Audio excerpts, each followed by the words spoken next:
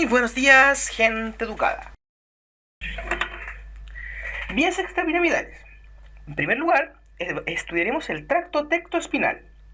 ¿Qué es el tracto tectoespinal? Es una vía que proviene de la lámina del techo, o también llamado tectum, ya que tectum es igual al techo, y corresponde a la región más posterior del tronco encefálico, es decir, los colículos superiores principalmente.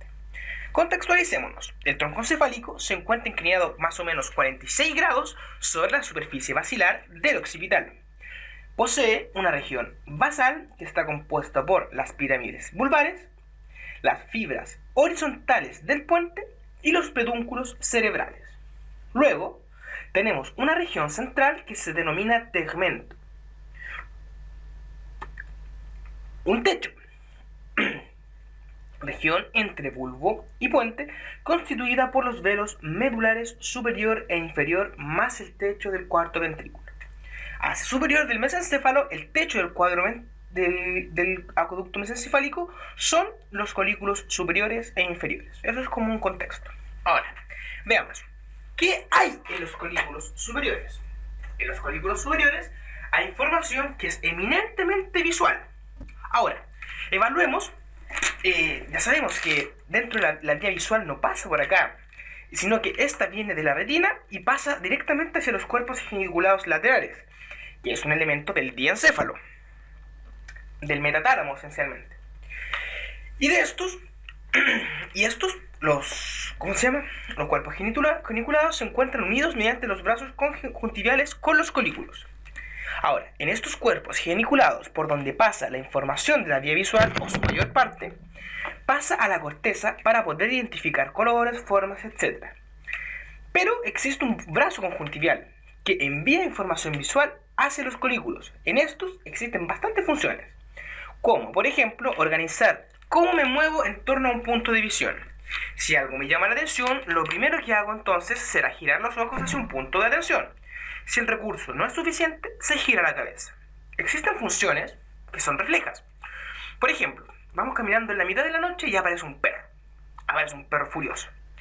Entonces, ¡pam!, se siente el ruido. Lo primero que se hace es se busca la emisión sonora, es decir, un reflejo de protección. Bueno, ¿cómo se realiza este reflejo?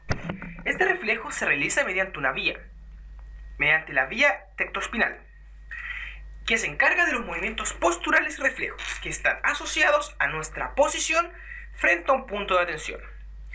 Ahora, las fibras de este fascículo llegan a las láminas 7 y 8, pero también pueden llegar a las 6 de la médula espinal, donde se encuentran las interneuronas motoras, esencialmente en 7 y 8, también conocidas como, ya habíamos hablado, neuronas internunciales o de Earnshaw, que estarán recibiendo toda la información de todos los tractos de la vía piramidal, como también de la extrapiramidal. Ahora, todavía no se sabe la función real de este tracto, solamente se conoce la acomodación frente al estímulo visual antes mencionado. Seguimos entonces. Ahora veremos el tracto rubroespinal. ¿Qué es el tracto rubroespinal? Es un tracto que proviene del núcleo rojo. Rubro es rojo. El núcleo rojo es una estructura que se encuentra a nivel del mesencéfalo. A pesar de que embriológicamente no proviene del mesencéfalo, sino que del telencéfalo, que debería ser considerado como una estructura telencefálica. Sin embargo, por su ubicación, este comienza a descender embriológicamente más de lo que debería estar en su posición anatómica, encontrándose alojado en una región específica que es más superior del mesencéfalo, incluso a nivel del subtálamo, formando parte del subtálamo. Este núcleo, que posee un color rojo debido a su alta vascularización, presenta dos tipos de células. Presenta células magnocelulares y células parvocelulares. De las células parvocelulares solo diremos que se proyectan hacia el olivo inferior, hacia el núcleo olivar. Ahora, en la oliva vulvar, dentro de la oliva encontraremos un conjunto de núcleos que se denominan núcleos olivares. Recordaremos que existen dos complejos olivares. Existe un complejo olivar superior y un complejo olivar inferior. El núcleo rojo envía axones hacia la oliva inferior porque el grupo de núcleos olivares inferiores es motor. y tiene muchas vías que se conectan con el cerebelo. Por otro lado, la oliva superior es netamente auditiva. Por este motivo, el núcleo rojo se conecta desde los 2/3 de sus células parvocelulares con la oliva inferior, entregando información del cerebelo, formando una vía que se denomina vía rubrocerebelosa. Ahora, el tercio restante de las células parvocelulares de las que estábamos hablando entrega información, pero hacia la médula espinal, y se establece la vía rubroespinal. Ahora existen dos vías, rubrocerebelosa y rubroespinal. Contextualicemos el núcleo rojo. ¿Dónde se ubica? El núcleo rojo se ubica en la región más superior del mesencéfalo. Si observamos un corte como este, vemos primero los pedúnculos cerebrales. Luego, en la región más central del tegmento encontraremos el núcleo rojo, que se encuentra separado de los pedúnculos por una sustancia gris que se denomina locus niger, que es sustancia gris y posee una apariencia negra. Por eso se llama locus niger o sustancia negra. Con respecto al tracto rubroespinal, se puede decir que en el ser humano es un tracto más bien involucionado, ya que en los primeros estadios de evolución o de desarrollo filogenético, por ejemplo, en el desarrollo del Australopithecus humano-mono, era la principal fuente motora. A medida que el humano empezó a desarrollar, empezó a aparecer corteza, que antes tenía una corteza, si bien existía la corteza, era una corteza mucho más lisa. Éramos seres lisocéfalos. Y a medida que va evolucionando el hombre, se incrementa el tamaño del cerebro, pero principalmente no del cerebro, sino que de la corteza, de acuerdo a la complejidad de las funciones que se comienzan a desarrollar. Tenemos entonces que a mayor grado filogenético del ser humano, mayor desarrollo de la corteza en desmedro del núcleo rojo para funciones motoras. Tenemos también del núcleo rojo que, si bien ha perdido protagonista en el control motor, no lo ha perdido en otros animales, como por ejemplo perros o gatos, que tienen mucho más desarrollo de esta corteza. No de la corteza, del núcleo rojo. Menos de corteza y más del núcleo rojo. Con respecto del tracto rubroespinal, se puede decir que venía de las células parvocelulares y se cruzaba en el tegmento ventral, aquí, en el tegmento ventral, en la porción más anterior del tegmento, a diferencia del tracto tectoespinal, que por diferencia se cruzaba en el tegmento dorsal, en la porción más posterior del tegmento. Es una diferencia importante a destacar. Y ahora, ¿cuál es lo importante de esto? Es que el tracto rubroespinal va a descender a la médula espinal, pero ¿por dónde lo va a hacer? Bueno, va a ocupar el cordón lateral y va a llegar a sinaptar al asta ventral. ¿Con quién sinapta entonces en el asta ventral? Sinapta con unas neuronas que ya hemos nombrado muchas veces, que se denominan neuronas internunciales. Con respecto a la función de la vía rubroespinal, se podrá decir que la función será facilitar las motoneuronas flexoras e inhibir las extensoras. Existe también un tipo de terapia, no sé si un tipo de terapia, pero un tipo de modificación que se llama Backup Motor Pathway. ¿Qué es la Backup Motor Pathway? Bueno, es un tipo de vía que se trata de estimular en personas que sufren accidentes vasculares y dañan su corteza cerebral por isquemias o necrosis, ocupando la vía rubroespinal. Así se estimula para poder ocupar la vía motora, es decir, las personas que no pueden mover, que tienen dañada la vía, por ejemplo, no sé, córtico espinal, se le empieza a estimular la vía rubroespinal para que tome su función que por inherencia te traía evolutivamente. Vemos entonces esta vía. Seguimos entonces ahora con un nuevo tracto, que es el tracto vestíbulo-espinal. El tracto vestíbulo-espinal tiene un origen en los núcleos vestibulares laterales, también en los núcleos vestibulares mediales, laterales, superiores e inferiores. ¿Qué características va a tener el tracto vestíbulo-espinal?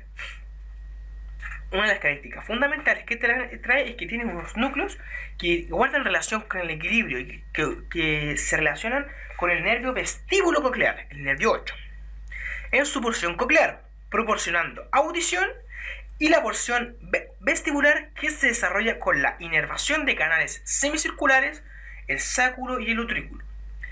Esta porción vestibular irá a entregar información hacia el núcleo vestibular lateral, que se lo entrega a todos los demás núcleos. Inclusive, el cerebelo sensa equilibrio. ¿Pero cómo lo hace? Lo hace mediante información propioceptiva. ¿Pero de dónde proviene la información propioceptiva?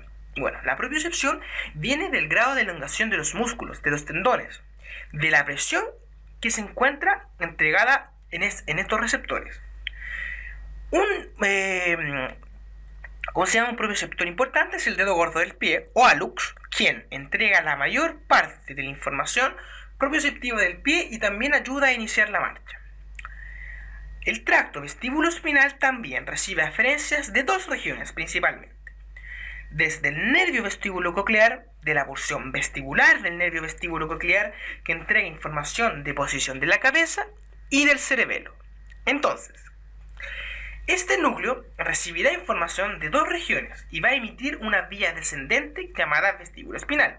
¿Pero para qué la emite? Bueno, la emite para controlar el equilibrio corporal, pero no se encargaba de eso el cerebelo. Bueno, existen dos formas de regular el equilibrio corporal, a través del cerebelo y a través del nervio vestíbulo coclear. Voy a dar un caso. Por ejemplo, una persona se encuentra con intoxicación etílica. No intoxicación etílica, no está intoxicado, pero está alcoholizado.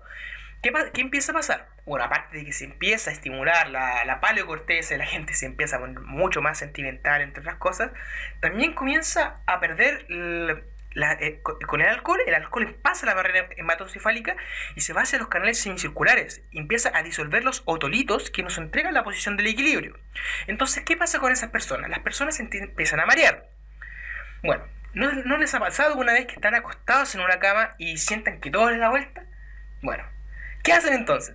Se anclan, ¿no es cierto? No, bueno, en Chile anclar se refiere a cuando una persona saca el pie de la cama y lo pone en el suelo. ¿Qué es lo que está haciendo entonces?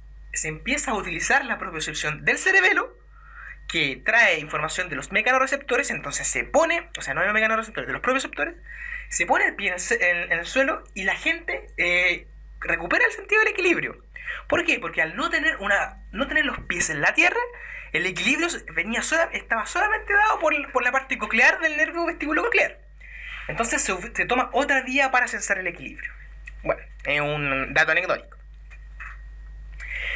También tenemos que el núcleo vestibular lateral tiene una distribución somatotrópica, es decir, dentro de su forma se distribuye en las regiones del cuerpo. Este núcleo tiene tres porciones, una porción ventrodorsal, anterior y superior, que se encarga de controlar los segmentos cervicales, la postura y el equilibrio del cuello. Otra porción, que es una porción dorso-caudal, es decir, que es posterior e inferior, y controla los segmentos lumbosacros, es decir, del miembro inferior. Y tiene una porción intermedia que controla los segmentos torácicos. A pesar, entonces, de que el origen está casi completamente en el núcleo vestibular lateral, se ha demostrado, y de hecho ya es un hecho, de que hay pequeñas fibras que se ubican tanto en el núcleo vestibular medial, el núcleo vestibular medial, existiendo dos tractos, a partir de ello. Dos tractos, un tracto vestíbulo-espinal lateral, que se origina del núcleo vestibular lateral, que en realidad es el más importante, donde descienden las fibras homolateralmente, es decir, no se cruzan, y ocupan el cordón lateral de la médula, llegando a las láminas 7 y 8, donde se synaptan con las neuronas internunciales. Y otro, que es el tracto vestíbulo-espinal medial. El tracto vestíbulo-espinal medial no baja como un tracto por sí solo, sino que se mete a otro tracto, que va descendiendo, en este caso, se llama tracto longitudinal medial. Hablemos de la función. La principal función del tracto vestíbulo-espinal es que regula la posición de la cabeza y facilita las neuronas flexoras. Entonces, ¿cómo se regula la posición de la cabeza? Bueno, si nos quedamos dormidos, ustedes se empezarán a dar cuenta que se empieza a perder el tono muscular de los músculos que mantienen la cabeza en su posición. Entonces se activa un sistema que se llama SARA, o sistema activante reticular ascendente, que se relaciona con la activación del equilibrio. ¿Qué pasa entonces? Cuando la persona se está quedando dormido y está a punto de caer, ¡pum!, despierta. Sigamos entonces ahora con el tracto olivoespinal. El tracto olivoespinal tiene su origen en el conjunto de núcleos olivares inferiores, que, como habíamos dicho con anterioridad, eran motores, y se relacionan mucho con el cerebelo. ¿Cuál es la función? La función de la vía olivoespinal tiene que ver con la regulación de la postura. Al eliminar este tracto se pierde la postura fija. Entonces, si se observa la médula espinal principalmente en su sustancia gris y sustancia blanca, se va a observar una organización somatotrópica que guarda relación con las posiciones del cuerpo. La sustancia blanca posee un fascículo cuneiforme que va a estar ubicando regiones de la cabeza y el cuello, y el fascículo grácil que ubica regiones del tronco y el miembro inferior. Lo importante de ello es que están relacionados con el tacto discriminativo. Hablemos ahora de las porciones motoras. Las vías que vienen descendiendo del sistema anterolateral, es decir, tracto córtico-espinal lateral o córtico-espinal anterior, se organizan de una forma. Las más centrales van a ser de cuello y de miembro superior, y las más periféricas son las que se acercan al margen externo de la médula, corresponden a tórax, tronco y miembro inferior. ¿Qué observamos entonces en la organización somatotrópica? Observamos que en el asta ventral se encuentran todos los músculos distales, es decir, músculos de los dedos, manos, pies, se encuentran en la región más posterior y lateral, mientras que los músculos que son más proximales se encuentran en la región medial. Veremos entonces que los músculos flexores se encuentran también en la región medial y los extensores en la región lateral. ¿Por qué? ¿Para qué nos sirve? Sabemos entonces que de medial a lateral tengo tronco, hombro, brazo, antebrazo, motivo por el cual acá tengo mayor control motor. Es decir, hacia más distal hay mayor control motor. Hay unidades motoras más importantes versus las unidades motoras del tronco, que son burdas. Mediante los músculos flexores se realizan los movimientos más delicados, como por ejemplo escribir. Cuando uno escribe, realiza movimientos continuos de flexión versus extensión. Veremos que si los ponemos en comparación, los extensores que se encuentran en la región más anterior. Si recordamos un poco las vías descendentes, tenemos el tracto córtico-espinal, el que se subdividía en tres, en lateral, anterior y homolateral. El homolateral, recordarlo que muchas veces no sale, pero corresponde al 1% de las fibras que no se cruzó, nunca, la que nunca se cruzó. Entonces, ¿por dónde viene el tracto córtico-espinal anterior y el lateral? ¿Dónde se distribuye la mayor parte de la cantidad de las fibras? Bueno, tenemos que, como habíamos dicho, el 90% de las fibras se dedica a los músculos flexores de la mano y del antebrazo, y el 10% de las fibras, o sea, las unidades motoras grandes, se preocupa de los músculos del tronco, o sea, de los cíngulos o de los extensores. Por eso es que los músculos del tronco son tan burdos. Ahora, si ponemos en comparación los movimientos de extensión versus los de flexión, veremos que los movimientos de extensión son más burdos que los de flexión, los que se caracterizan por ser finos, es decir, muy cuidados y delicados. Existe un mayor control sobre la mano o mayor control del pie que sobre el tronco, es decir, tú puedes controlar mucho mejor tu mano que tu espalda, o contraer tu espalda te cuesta mucho más. Hablemos de las lesiones. Veamos una lesión en la neurona piramidal, o también llamado síndrome de la motoneurona superior. En el síndrome de la motoneurona superior, por ejemplo, en un paciente con una isquemia a nivel de cápsula interna, hubo una isquemia ahí y se dañaron las neuronas piramidales. El paciente se le murieron las neuronas piramidales que venían descendiendo de la corteza. ¿Qué síntomas presentará el paciente? Tendrá una parálisis espástica. Espástica es igual a rígida. ¿Por qué una parálisis espástica? Bueno, la explicación es que la primera neurona, que es la piramidal, la que se murió, en un grado de normalidad, estimula a la interneurona o internuncial, y esta inhibe a la segunda neurona, que es la motora. Si se deja de inhibir a la alfa motoneurona, la descarga se mantiene continua, manteniendo los músculos contraídos. Entonces, la parálisis espástica es característica del síndrome de la motoneurona superior o lesión o muerte en la neurona piramidal. Una muerte en la neurona piramidal. También la parálisis espástica en flexión se relaciona con una vía córtico-espinal lateral y la dañada.